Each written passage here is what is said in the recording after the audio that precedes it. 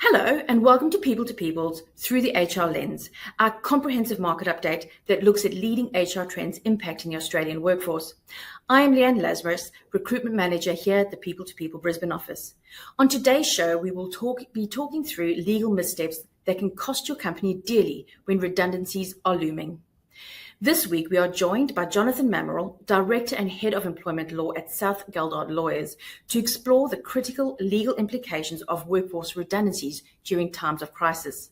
As of February 2025, Australia's annual retrenchment rate held steady at 1.7%, with around 233,800 workers being made redundant over the year. Growing uncertainty in the job market is fueling anxiety, with 68% of employees expressing concern about potential redundancies. We have seen certain industries be impacted by this, with others raising concerns for their future. In such uncertain times, it is more important than ever for employees to follow fair, transparent, and legally sound redundancy processes. To discuss this further, we are joined today by Director and Head of Employment Law at South Geldard Lawyers, Jonathan Mamril. Thanks for having me, Leanne. Jonathan, if we look up the term redundancy on Google, it will tell us that this is when a business no longer needs an employee's role to be done moving forward. And this can be due to a diverse range of factors that have led to this process: the economy, organizational restructure, financial uncertainty in the market, and so much more. If we look at Australia's legislation, what would the key legal obligations be for an employer when preparing for and delivering redundancies? There's a number of legal obligations to consider, but there's probably a few key ones. Okay, so the very first one is it a genuine redundancy? And as you've stated just there, a redundancy requires a position to be no longer required to be worked by anyone.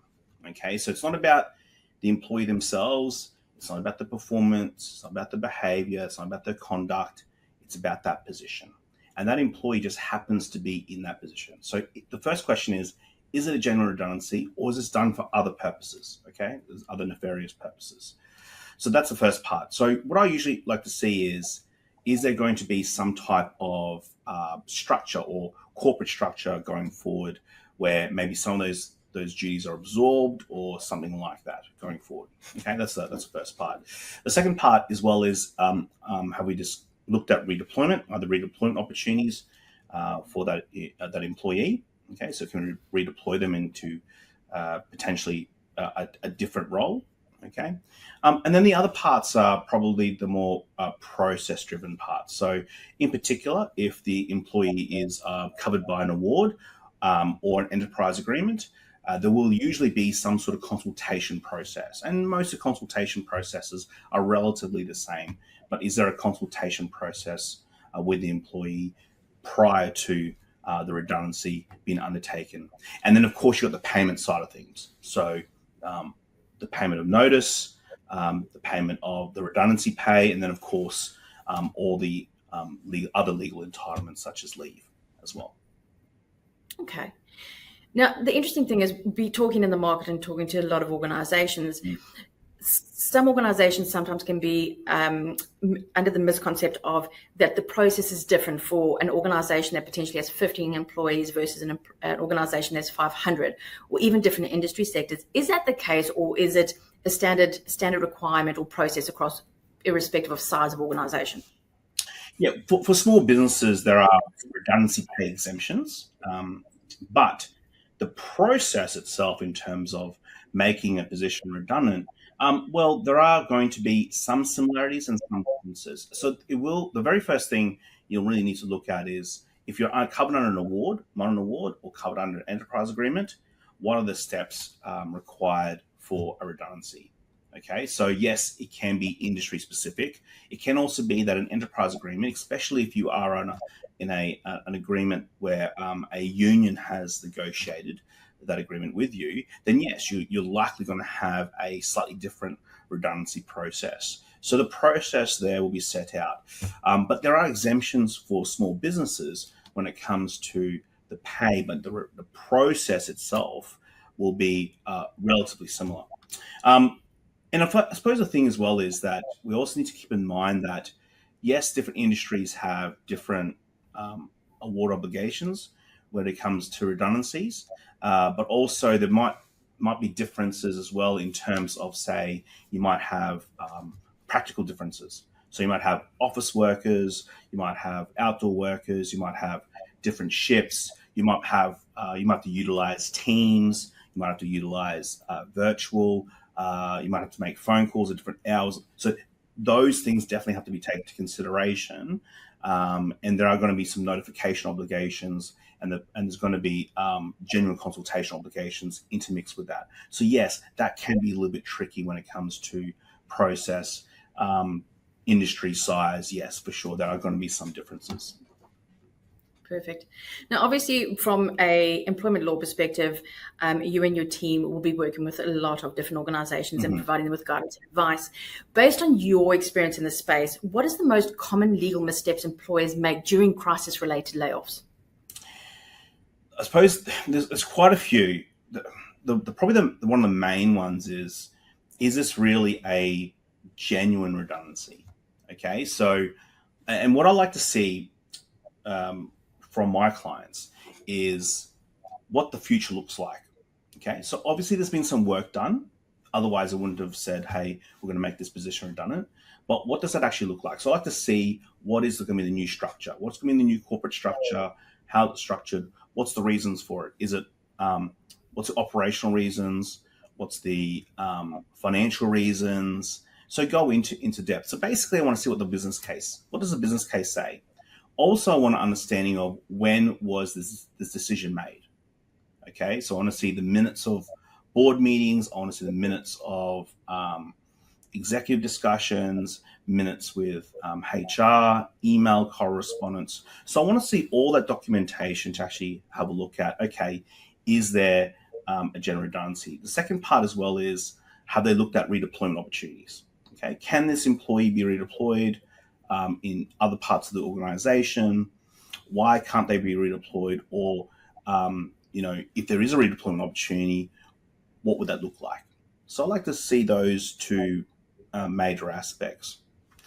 Some other issues and obligations as well is if there's any complaints or grievances, or if there's any investigations, which might produce other issues such as general protections, or might produce issues around psychosocial safety, or it might produce issues around maybe an unfair dismissal, okay, or solidifies an unfair dismissal claim. So that's the other part as well. The other part as well is consultation. Okay, so having a genuine consultation with the employee. Now, it's not about if the decision's been made and there's consultation, the obligation is to enter into genuine consultation with the employee. That is essentially listening to what they have to say about the potential redundancy of the position. And they might come up with some good ideas. The employee might come up with some good ideas. All right, there might be ways to rectify the situation. May not be. So I want to see what is there needs to be proper, genuine consultation, and that should be planned out. Okay. The other things as well is you want to have redundancy letters in place. So proper redundancy letters drafted properly. Again, considering industrial instruments. There is also contractual obligations. So some employers will have contractual obligations that are different, employment contractual obligations. So you might have, say, larger notice periods. Okay. You might have provisions or specific provisions around confidentiality. You might have specific provisions even about a change in the workplace. So a change in the workplace, which would be a redundancy. So you might have these other obligations, contractual obligations. So remember, if you don't follow those obligations, you would be in breach of contract, which is just another jurisdiction you have to deal with. Okay, so you've got to have that as well. And then, of course, making sure that your payroll team are really au fait with the redundancy pay, the notice pay, if it's going to be paid all out, or it's going to be paid, or it's going to work out that notice period. The other thing as well that people don't realize is they probably should have, and I do this for a lot of clients, some sort of talking points. Now, a lot of people think about the going into the redundancy process, yes, and that's important. It's very, very important. But it's also, yes, the discussion as well, but not just thinking about how to broach the subject of redundancy, but also the after effects. So there are things such as, usually it's going to be a situation of the employee asking why the position be made redundant. There could be further discussions. And again, if they're not covered by an award, you're not obligated to have, for example, a consultation. So it could come out of the blue for some staff as well. So there's going to be those issues. And you might have issues around the pay.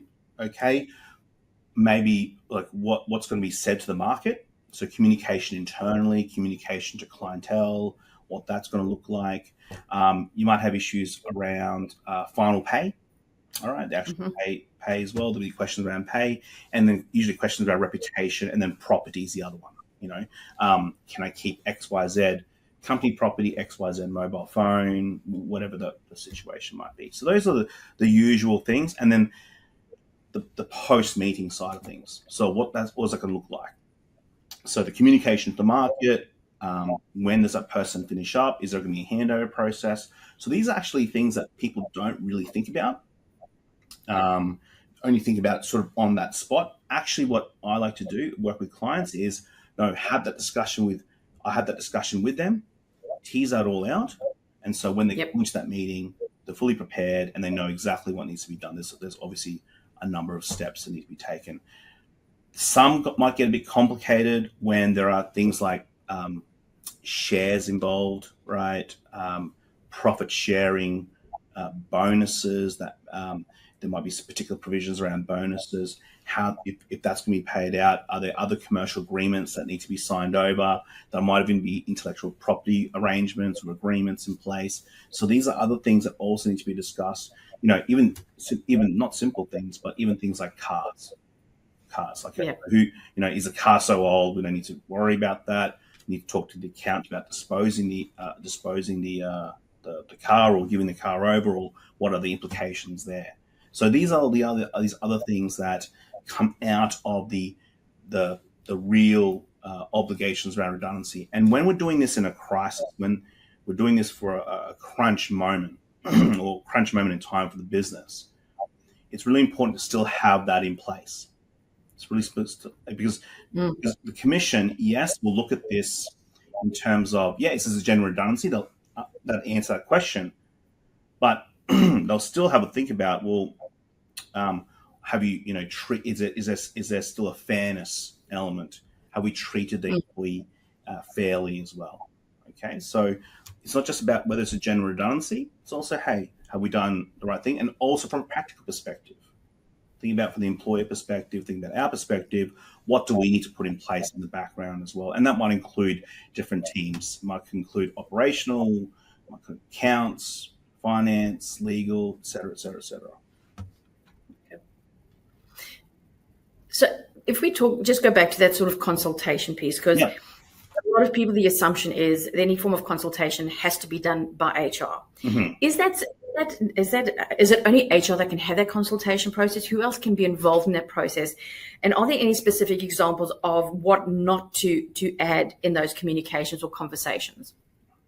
No, the consultation process just needs to be made by decision makers. Yeah, that's the point. It's a clear decision has been made around the redundancy, and therefore we're undertaking a consultation process as per, let's say, a modern award that applies. Okay, and so we're complying with that obligation, and we're here to consider and listen to any comments or response that you might have. Where people make a lot of mistakes is they start to when that question of why comes out, they start going past that and they start interjecting things around behavior, conduct, performance. Now you're intermixing something that is really a redundancy event, and now you're intermixing what really is a more HR related issue. Okay, so intermixing that becomes a massive problem when it comes to unfair dismissal and job protections in particular. Okay, so we don't ever want to walk into that trap. not other issues as well is not having the redundancy letter ready. Okay, not having the documentation drafted and ready to go. I'm not saying give it to them at that point in time, but not having that draft in the background ready to go when it actually occurs. Okay, so just not having you just do documentation ready and not be prepared for the meeting. Yeah, the consultation meeting and what needs to be said. Okay, so really need to train. I actually, for a lot of my clients, I'll actually sit down with the person who's delivering that news and actually talk them through it. What's going to be said? Here's some talking points. What are you going to say? So actually, we role play it a little bit. And I think that's the best way, is just to get that right. Because it's not necessarily that you're going to say the wrong thing, although some people may well do that. But it's probably potentially more about how you communicate that to that employee. Now, there might be some complications around this, and there might be discussion around a deed or release and things like that. Okay, that's a bit more of an elevated discussion that needs to be taking place.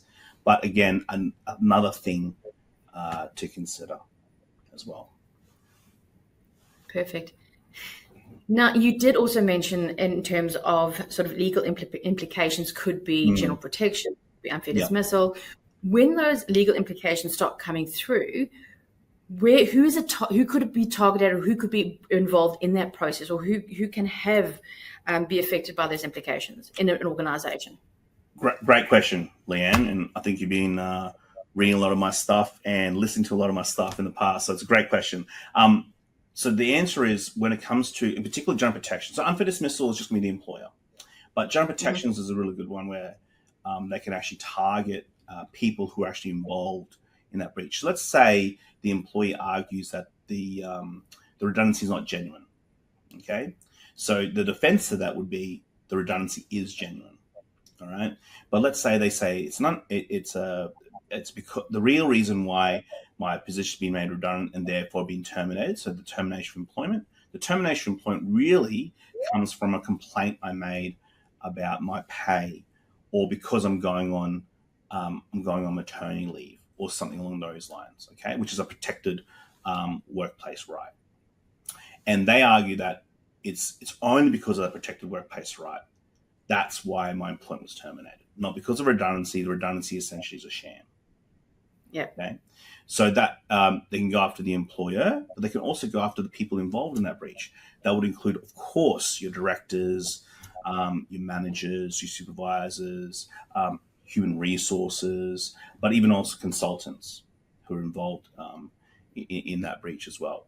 So yes, the answer is you could go after employees can go after a number of staff members who are involved in the breach when it comes to general protections. That's why it's, your defense is that, let's say, the redundancy is genuine. We've gone through the process as required. We've gone through the obligation required. We've complied with the contractual obligations. Like, that's your defense. And if you don't have that, yes, you will run into some trouble. Okay. So redundancies can often present several challenges for a lot of people that are involved, including emotional impact on the employees, those that are leaving the organisation, as well as those that are staying behind, financial strain, potential damage to an organisation's brand and culture. So if you were able to give, and it's a very big topic, and we can probably have another session on this, but if you were to give a quick snapshot or cheat sheet to an employer, if they were preparing to go through a process on what to do and what not to do, what would that look like? Okay, just a couple of things. First thing, is this a genuine redundancy? Do we have some evidence of that? Okay. Secondly, what are our obligations? So not just for a modern award or an enterprise agreement, but what are our contractual obligations as well? So a lot of contracts have obligations around, say, redundancy pay, for example. There might be some there, redundancy pay and notice is probably the other one. Okay, they might have a larger notice period than under the national employment standards. The third one is prepare for that redundancy meeting. Don't just go in there thinking about the redundancy itself. Actually go in with the actual discussion about answering the question of why. Okay, so practicing what that is, being very clear as to what the reasons are for why. The next one is, okay, well, what happens to the employee? Okay, so in terms of pay, entitlements, communication to the staff, communication to clients or the outside world or customers, what's going to be said of the employee, all these types of things need to be considered. All right. And then the last thing is the post termination, getting, if that's the structure, what's going to be the new structure, advising on it. And then of course the change management side of things. So if we're looking at it from those are probably the simple things. Obviously some nuances everywhere. There's always nuances, but that is the general gist of what you need to do when it comes to a redundancy process. Absolutely. Well, Jonathan, I want to say thank you very much for joining us today and sharing your knowledge and wisdom. We know that obviously, it's important that organizations and employees follow the right process, communicate effectively, and deliver it in the right way. This process is never easy, especially for people that are exiting an organization, but also for those that are delivering the process into the organization as well. So we really appreciate, you sharing your knowledge and wisdom and giving us insight into ensure that companies can mitigate their risks. So thank you very much for joining us today. Really appreciate it. Thanks for having me. Our People to People 2025 Employment and Salary Market Report is now here. This year's report delivers the insights you need to remain competitive, attract top talent, and align with the latest salary trends. Discover what's next in recruitment and workforce planning and position your business for success and growth in 2025. If you are looking to stay ahead of your market, then get in touch with our People to People team today and register to receive your copy. Lastly, if you are looking to grow your HR career or build your HR team, I'm here to help. I can connect you with the right opportunities to set you up for success in 2025. Contact me, Leanne Lazarus, today at leanne@peopletopeople.com.au or on mobile 0431 819 724. Our People to People 2025 Employment and Salary Market Report is now here, and don't be late in getting your copy. Thank you for watching, and I look forward to you joining us for the next session.